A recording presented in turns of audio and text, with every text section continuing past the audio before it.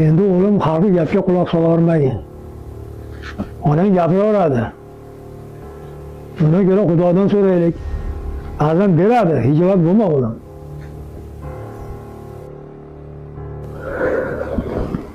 O'zim hayronman nima qilishga. Bormagan o'qitib bordim. Onam ajrashyapti. Men xotinim bilan ajrashaman deb bilmaganim yo'q.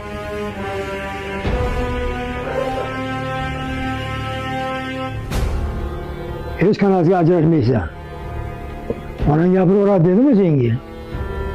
Ajrash to'g'risida umuman gapirma. Unut u narsalarni. Xudo beradi.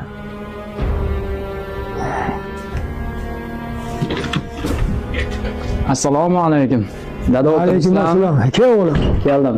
Yaxshimisizlar? Rahmat aka. Keldim.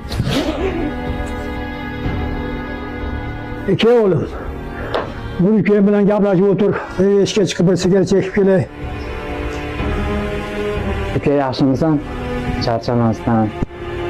Sen nimaga g'amginsan uka? Nima bo'lyapti yana?